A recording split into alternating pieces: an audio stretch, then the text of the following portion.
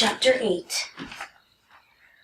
On Sunday, December 19th, we were walloped by a snowstorm that lasted 20 hours, leaving behind almost 20 inches of snow and record cold temperatures. I watched the whole thing from the windows of our house, counting down the hours before Senna and I could go sledding.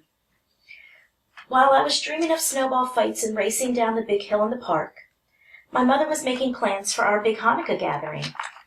This year, Hanukkah would begin on December 26th. The first night was a big deal.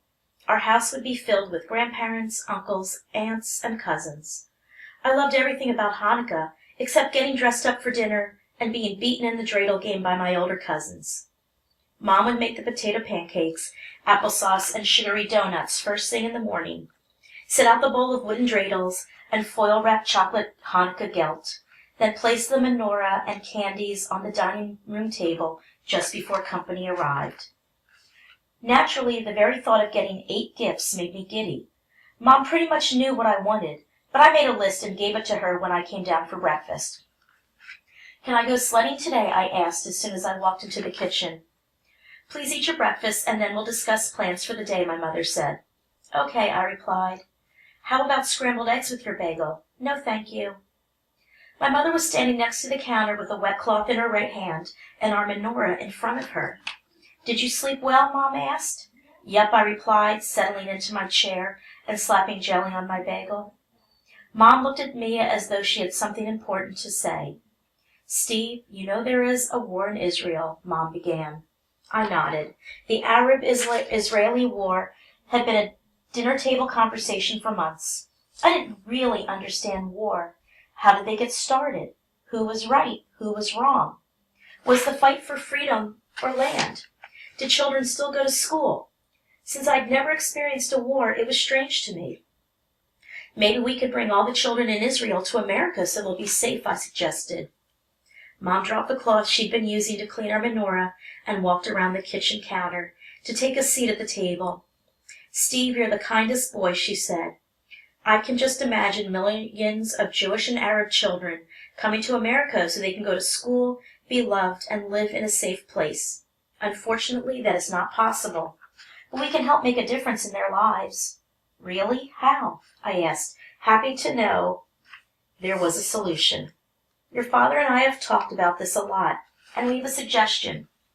Next Sunday we'll celebrate the first night of Hanukkah. The family will come to our house, and we'll begin our holiday. Your father and I would like to make this first night of Hanukkah have a special meaning beyond a family gathering and the exchange of gifts. We want it to be truly about our Jewish faith. You know how we talk about doing a mitzvah?" "Sure," I said. "It's doing a good deed, like when we visit the home for old people and plant flowers in their garden." "That's right, Steve. On Sunday when your father lights the first candle, he will say a special prayer asking for peace in Israel, and then tell our family of our plan to send money to help support both Arab and Jewish children in Israel," Mom said. "But the children are so far away. How will we get the money to them?" "We will send money to them through the United Nations organization called UNICEF. It helps children all around the world. Since the Arab-Israeli war began, UNICEF has been providing food and supplies to Palestinians who have had to flee from their homes, and to Israeli women and children who are caught in the middle of a war. We will ask your grandparents, aunts, uncles, and even you and your cousins to give us money to send to UNICEF." "I only have $2, I said. Mom chuckled. "We have another idea of how you and your cousins can contribute." "You do?" "Yes. We want you to give up one of your Hanukkah gifts," Mom said. "You're going to send toys to the kids in Israel?" I asked. "No. They need food and blankets more than toys. Instead of buying you 8 gifts, we'll buy you 7 smaller gifts. The money that we save will be added to the money your father and I have put aside to send to Israel. Your aunts and uncles are asking your cousins to make the same small sacrifice. You and your cousins will be doing a mitzvah." I wrestled with Mom's words for a few minutes. I put my bagel down and sat back in my chair. It made sense, but I was a little disappointed. "Where do children go to get away from bombs?" I asked. "Sometimes they hide with their families in shelters dug underground. But since bombs and gunfire can happen all day or night, they sometimes hide under their desks at school or in corners of buildings. Truth is, there is no real hiding place. Kids are innocent victims of war. I've been trying to picture war, I said. Where would we go if Tilden Avenue was hit by a bomb? War is hard to imagine. I pray you will never have to experience it, Mom said. We're safe here. Up until this very moment, I hadn't felt connected to the Arab-Israeli war.